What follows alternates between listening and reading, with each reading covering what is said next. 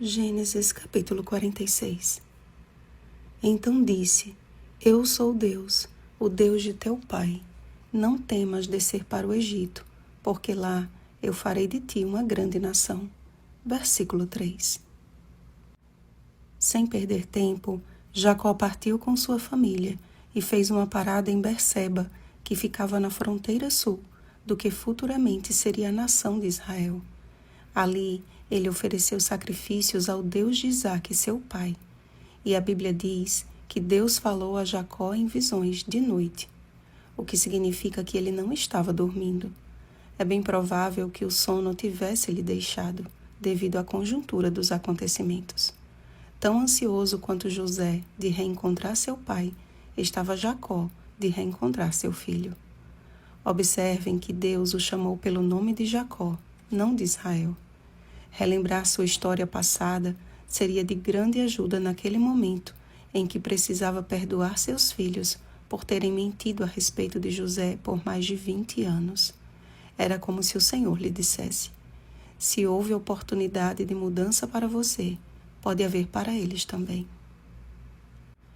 Em seguida, a fala do Senhor a Jacó apresenta uma ordem bem interessante. Ele disse: primeiro, eu sou Deus, o Deus de teu pai. Não sabemos exatamente como foi essa visão. O certo é que Jacó estava diante do Eu Sou, assim como um dia estiveram Abraão e Isaque. Era como se quisesse deixar bem claro que ele permanecia sendo o mesmo Deus e, por mais que as circunstâncias parecessem desfavoráveis, ele continuava sendo Deus, o Deus de seu pai. Segundo, não temas descer para o Egito. Mesmo diante do desejo de rever José, Jacó pode ter pensado não estar agindo conforme a vontade de Deus, subindo para um país pagão com toda a sua casa. Deus apareceu para dar paz ao atribulado ancião. Terceiro, porque lá eu farei de ti uma grande nação. Ainda que estivessem em terra estranha, a promessa de Deus permaneceria em pé. Quarto, eu descerei contigo ao Egito e te farei subir, certamente. A promessa da companhia divina, sem dúvida, superava qualquer outra coisa. Deus prometeu estar com Jacó e usou o seu nome, apontando, na verdade, para sua descendência, que futuramente regressaria à terra prometida a seus antepassados. Quinto, a mão de José fechará os teus olhos. E, por último, lhe deu a certeza de que Jacó não morreria sem ver novamente o seu filho amado. Jacó mandou Judá à frente para saber o caminho para Gósen.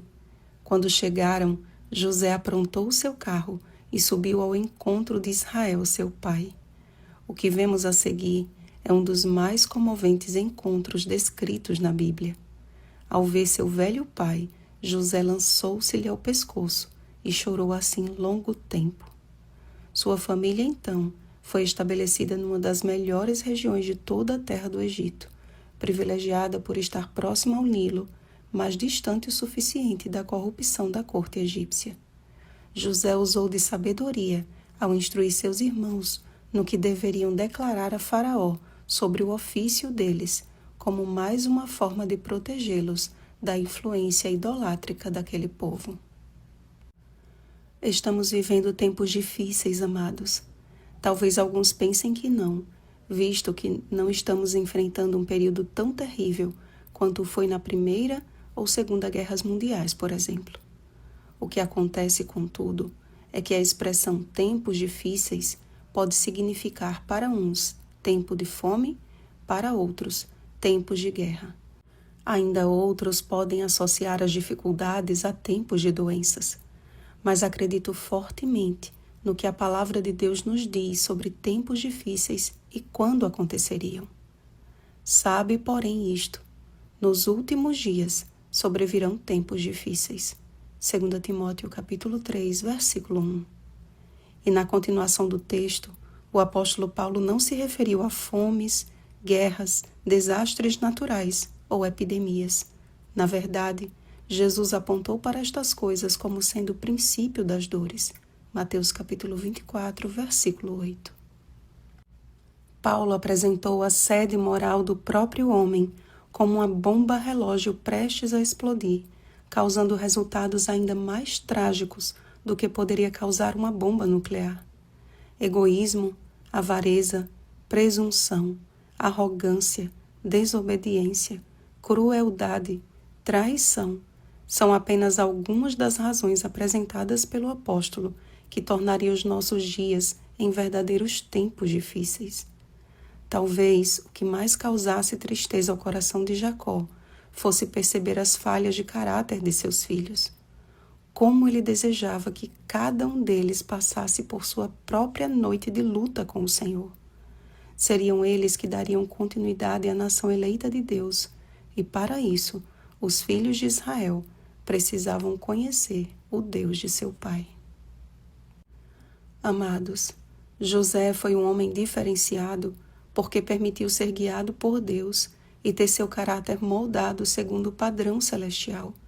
Seu plano de deixar sua família separada dos egípcios foi uma forma de mantê-los afastados do que ele sabia que poderia ser uma pedra de tropeço na vida de seus irmãos, que não possuíam a mesma fibra de caráter de José para recusar os prazeres ali oferecidos.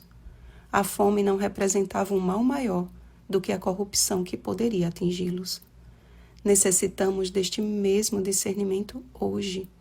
Em um mundo corrompido pelo pecado e quase a atingir o limite do cálice da ira de Deus, nosso maior cuidado deve ser com a nossa mente, a sede de nossos pensamentos. Estamos nos aproximando daquele dia em que poderemos nos lançar ao pescoço de nosso Pai Celestial e abraçá-lo e chorar longamente enquanto Ele enxuga as nossas lágrimas. Que você e eu não façamos parte da estatística dos tempos difíceis, mas qual José, que o nosso caráter seja provado e aprovado pelo céu. Oremos, amados. Nosso Pai amado, não vemos a hora de correr ao Teu encontro e Te abraçar longamente. Certamente também choraremos como crianças. Não permitas, Senhor, que as avenidas da nossa alma se voltem e sejam atraídas para a corrupção que há no mundo, mas que a nossa mente esteja firmada em Ti, sendo transformada e preparada para resistir um dia de cada vez a estes tempos difíceis. Dá-nos, ó Deus, o Teu Espírito. Em nome de Jesus. Amém. Vigiemos e oremos. Uma feliz semana, transformados pelo Espírito. Oremos pelo batismo do Espírito Santo. Oremos uns pelos outros. Rosana Garcia Barros.